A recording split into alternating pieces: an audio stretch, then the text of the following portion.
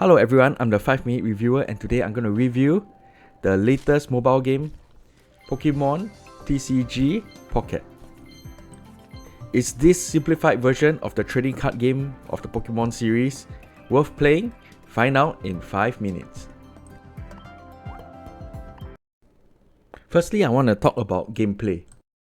As if any other trading card game, you collect cards by opening packets, and from these cards, you assemble your deck. And every Pokemon card has a text describing what ability it does, and also describing what are the strengths and weaknesses of each Pokemon. For example, I'm using a Psychic deck, which is strong against a fighting deck.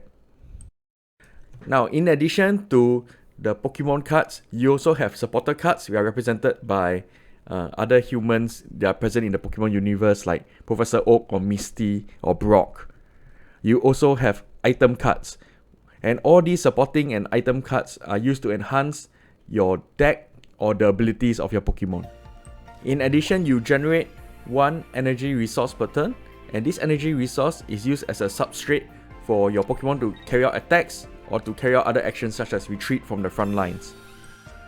Now, for victory, you have to aim towards knocking out the opponent's Pokemon. Every normal Pokemon you knock out is worth 1 point, and every special Pokemon which are indicated by the letters E and X, so it's the Pokemon's name followed by EX, right, is worth 2 points, and the first person to reach 3 points will win the match.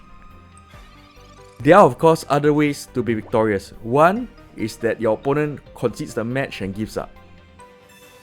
And the second way is that your opponent runs out of Pokemon reserves after his Pokemon in the front line has been knocked out.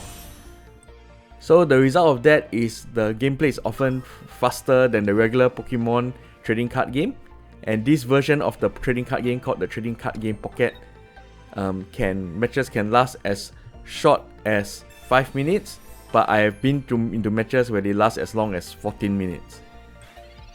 So far I found the gameplay look very fast and very rewarding, so I don't have much to complain about the game design. Personally, I find some types like the Psychic type and the Water type and the Fire type decks are very strong compared to the other types, but I leave it to you to find out your niche. Next, I want to talk about presentation, which is the art design and the sound. So personally, I find the designs very aesthetically pleasing, and especially the sound when you rip apart and the booster deck to open up and find out your new cards is also quite fun. The Pokemon company obviously treat this work with very high quality, and I'm proud to say that they did a good job. The game also allows you to collect the cards you like and put them in a binder so you can showcase it to the global community. For example, here is my collection so far of the EX Pokemon, the very powerful versions of the regular Pokemon.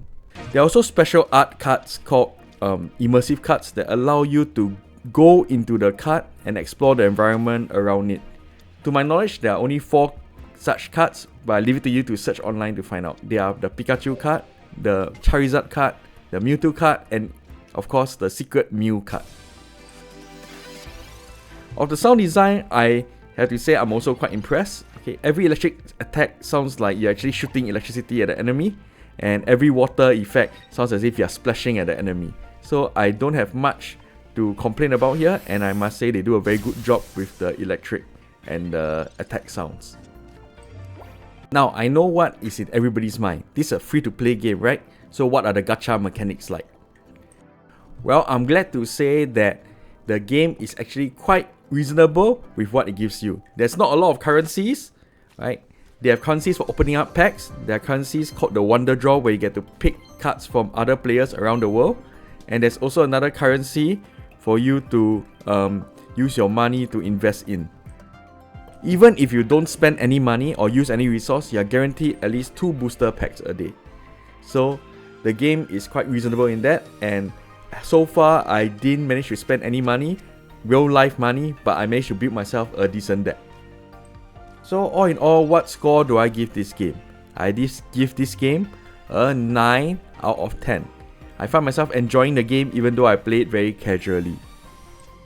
Furthermore, they hope to introduce more features at a later date, such as trading, so I look forward to trading cards with my wife later in the year or maybe next year. So with that said, this concludes my review. This is the 5-Minute Reviewer signing out.